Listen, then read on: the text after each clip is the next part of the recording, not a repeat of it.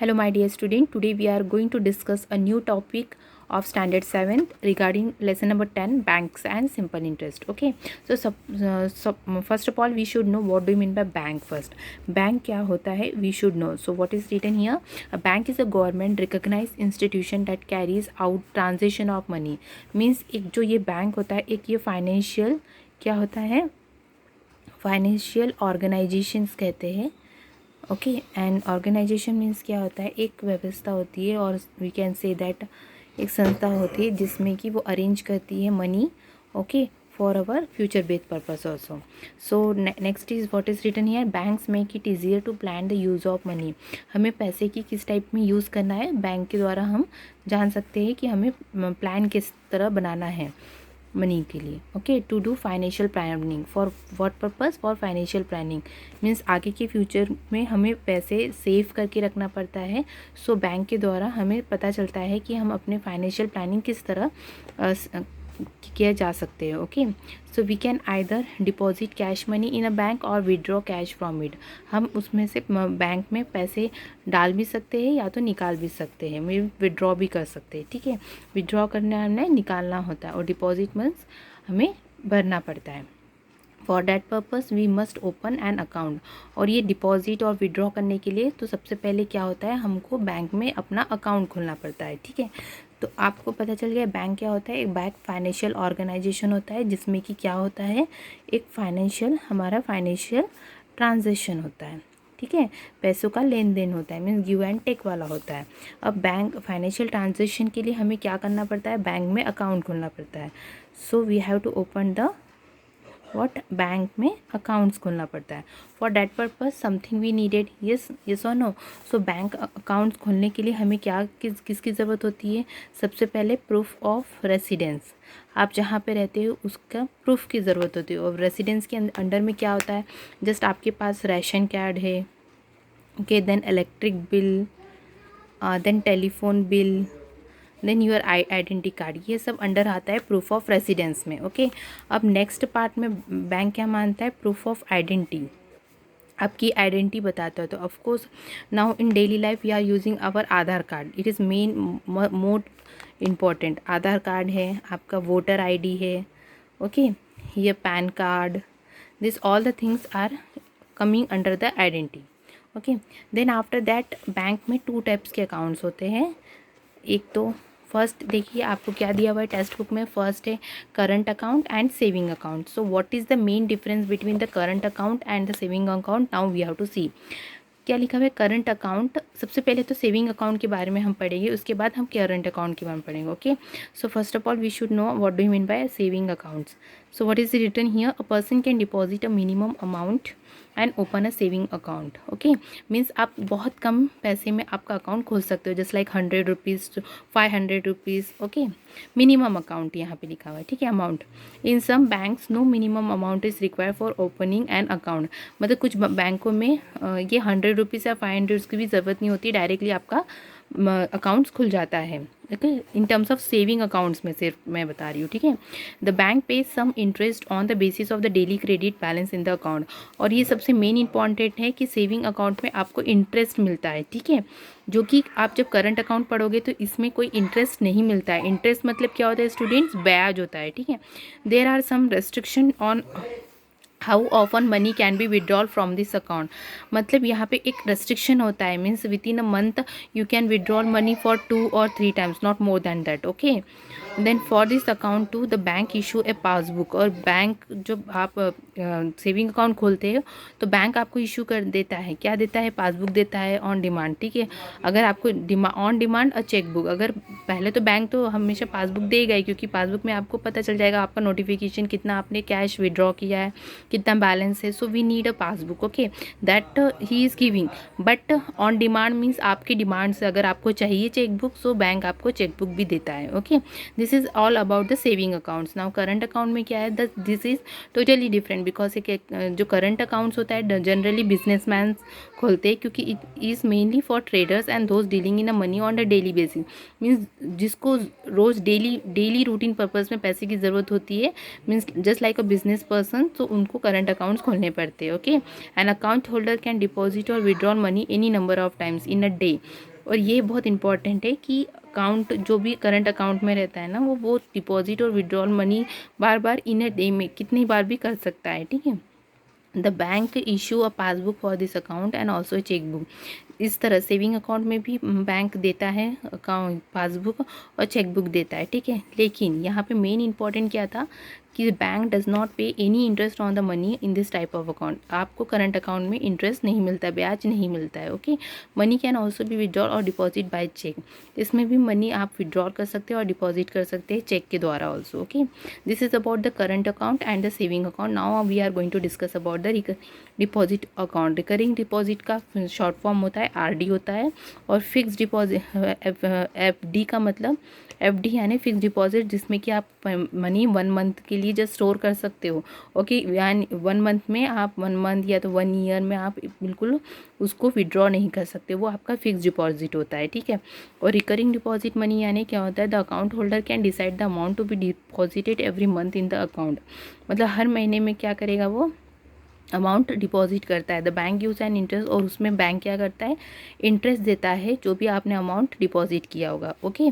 और एफडी में क्या होता है, आप 1 ईयर 2 ईयर, ओके, इसके लिए आप टोटल मनी आपका फिक्स करके रखते हो फिक्स डिपॉजिट में। तो फिक्स डिपॉजिट का शॉर्ट फॉर्म क्या है, एफडी, और रिकरिंग डिपॉजिट का अकाउंट का शॉर्ट फॉर्म क्या है, RD. Now we will discuss about the ATM. ATM, you know, your parents are using ATM, okay. Nowadays you also you are using, right. So ATM का full form क्या है, automatic teller machine है, okay. Is use to withdrawal cash without going to the bank. Means bank में आप withdrawal की slip लेके जाओगे, तो इससे अच्छा आपको ATM कार्ड अभी प्रोवाइड हो रहा है, और डायरेक्टली आप ATM से निकाल सकते हो, विड्रॉल कर सकते हैं पैसे, ओके। डेबिट कार्ड भी यूज़ होता है to call transaction without using a cash, and account holder can get such a card on request to the bank. Debit card आपको अगर चाहिए डिमांड्स में, तो जाके आपको बैंक देता है, okay. This is all about the bank. What do mean bank, what are the different types of accounts हमने देखा। करंट अकाउंट देखा, सेविंग अकाउंट देखा, रिकरिंग डिपॉजिट देखा, फिक्स डिपॉजिट देखा, okay. And ATM, this thing are banks are going to give, okay. Now we will discuss one chart is there on your textbook page number 70. This is very important chart, and maybe this will come in the activity, so listen carefully students.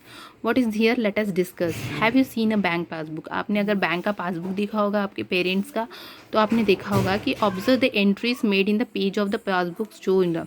अब passbook में देखना entries लिखा रहता है, जैसे कि यहाँ पे देखिए क्या लिखा हुआ है, लाइन नंबर 1 यहाँ पे डेट लिखा रहता है, यहाँ पे पर्टिकुलर्स किस तरह आपने दिया, कैश में डिपॉजिट किया, चेक में डिपॉजिट किया, उस तरह चेक नंबर लिखा रहेगा। अगर चेक में डिपॉजिट करता है तो चेक नंबर लिख के आएगा। अमाउंट विड्रॉल यानी आपने कितना विड्रॉल मतलब निकाला, बैंक से विड्रॉ करना यानी निकालना। अमाउंट डिपॉजिट मतलब आपने बैंक में कितना डिपॉजिट किया, भरा। बैलेंस यानी आपका बैलेंस कितना है, कितना आपका अमाउंट बैंक में है, वो आपको पता चल जाएगा, ठीक है। इसलिए बैंक पासबुक इशू करता है कि ये जो पूरे जो डिटेल्स है आपके पास होना चाहिए, ठीक है। तो आपको कैसे पता चलेगा हर मंथ में आपने कितना डिपॉजिट किया, और आपके पास कितना विड्रॉ है, और आप कितना अमाउंट डिपॉजिट करते हो, विड्रॉल करते हो, और बैलेंस कितना, ये सब होने के लिए हमको एक पासबुक में ये सब एंट्री करानी पड़ती है, okay, in daily basis, in with in a month also. अब यहाँ पे देख सकते हो ऑन द डेट, मतलब लाइन नंबर 1 में देखो, डेट 2/2/2016 में क्या हुआ था, कैश, जो भी बंदा है उसने कैश में डिपॉजिट किया था पैसे, ठीक है। तो कैश में दिया तो कितने डिपॉजिट किया था उसने, 1500 दिया था। तो उसके पासबुक में जो बैलेंस बता रहा है वो कितना है, 7000। मतलब इसके पहले भी उसने कुछ भरा होगा, तो टोटल जब उसने 1500 डाला तो उसको टोटल अमाउंट कितना बन गया, 7000 हो गया, ओके। अब लाइन नंबर 2 में देखो, 8, ये डेट दी हुई है, 8 फरवरी 2016 में उसने पैसे डाला, कैसे, चेक के द्वारा डाला।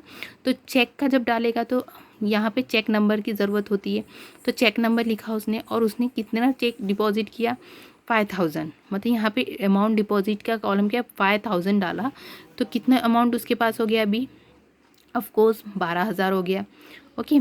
अब उसके बाद थर्ड नंबर पे देखो, 12/2/2016 में उसने फिर से चेक में डाला, चेक के द्वारा उसने दूसरा चेक नंबर लिया, और उसने अभी क्या किया, अमाउंट विड्रॉल किया। मतलब अमाउंट जितना डिपॉजिट किया था पहले, उसमें से कितने अमाउंट विड्रॉ कर दिया उसने, 3000 अमाउंट विड्रॉ कर दिया। So how much will remain here, see how much it remain, 9000, ठीक है। 3000 मतलब पहले 7000 भरा था, उसके बाद उसने और 5000 भरा तो उसका 12000 हो गया। अब 12000 में से उसने 3000 रिमूव कर दिया, मतलब निकाला चेक से, तो उसके पास कितना अमाउंट बच गया, 9000 बच गया। ठीक है। अब उसके बाद क्या है, 15/2/2016 सेल्फ मीन्स खुद अमाउंट विड्रॉल कितना किया उसने, 1500 किया। अब खुद के लिए निकाला तो उसने कितना, 1500। ठीक है। अब वो चेक की सेल्फ यानी खुद ही निकाला है उसने, तो कितना हुआ, 7500। अब उसको इंटरेस्ट मिला है। ठीक है। इंटरेस्ट यानी क्या होता है, ब्याज। बैंक के द्वारा जो भी अमाउंट उसने डिपॉजिट किया होगा उसमें बैंक ने उसको इंटरेस्ट दिया, ब्याज दिया। तो कितने का दिया, जो भी अमाउंट उसके पास अवेलेबल प्रेजेंट होगा, तो मंथली में उसमें बैंक ने कितना दिया interest, 135।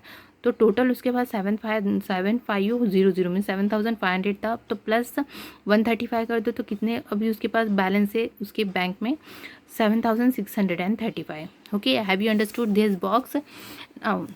On the basis of this chart we have to calculate this question. So क्या लिखा हुआ है, ऑन 2/2/16 मतलब डेट में 2/2/2016 में the amount deposit what, amount कितना डिपॉजिट किया उसने, 1500। तो यहाँ पे क्या आएगा, 1500 उसने अमाउंट डिपॉजिट किया। ठीक है। उसके बाद एंड द बैलेंसेस, उसके जब अमाउंट डिपॉजिट किया तो उसके बाद बैलेंस कितना था स्टूडेंट, येस ऑफकोर्स कितना, 7000 था। Have you understood? अब उसके बाद next on 12/2/2016 dash rupees where withdrawal, कितने रुपीज़ उसने विड्रॉल किया था, ऑन 12 मतलब ये वाले, कितने विड्रॉल किया था, विड्रॉल यानी निकाला था 3000 रुपीज़ निकाला था, है ना। 3000 रुपीज़ निकालने के बाद चेक के द्वारा तो बैलेंस निकाला, तो बैलेंस कितने था उसके बाद, यस 9000 बैलेंस हो गया। Okay.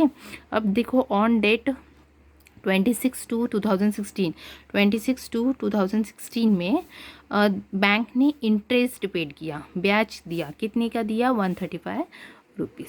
Have you understood student? Like this way activity will come in the exam. Okay, so please go through this one. Passbook, ये जो एंट्रीज कैसे दिया रहता है, ये चार्ट दिया हुआ है, चार्ट पे बेसिस में सम क्वेश्चन दिया है, वो भी मैंने सॉल्व करके दिखा हुआ, go through that one. Okay, so now after that we should know that एक फॉर्मूला है जो कि बहुत इंपॉर्टेंट होता है, principal plus interest is equal to amount.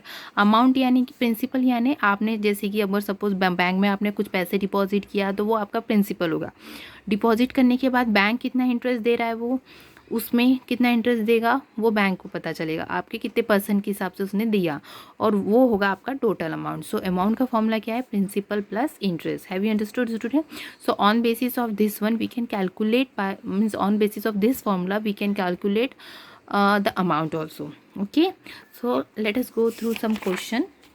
Practice set 40 में आपके क्वेश्चंस है, and here need to formula to calculate each and every problem. That is formula is interest. Interest अगर फाइंड करना है तो क्या फॉर्मूला है, P into R into T upon 100, जहाँ पे P जो है आपका प्रिंसिपल रहेगा, ठीक है, और यूनिट क्या होगा, रुपीज़ में होगा। R जो है आपका क्या होगा, रेट ऑफ इंटरेस्ट कहलाता है, जो कि परसेंट पर एनम में होता है। टी मीन्स आपका टाइम पीरियड होता है, कितने सालों के लिए आप ले रहे हो, कितने ईयर्स के लिए ले रहे हो, दैट इज़ ईयर्स। ओके, और यहाँ पे आई जो है आपका वो सिंपल इंटरेस्ट है जो कि बैंक प्रोवाइड करता है, और ए क्या होता है आपका, अमाउंट होता है। ठीक है, यहाँ पे दो फॉर्मूला का यूज़ होगा। First formula is I is equal to P into R into T upon 100, and the second formula is to calculate the amount is equal to that is principal plus interest. A is equal to P plus I, where A is a amount and P is a principal and I is a interest, right student? So in the next lecture video we will continue with the, this is the just introduction part regarding the banks and simple interest. Okay, in the next lecture video we will continue with the same topic but with the practice set 40. Okay, thank you.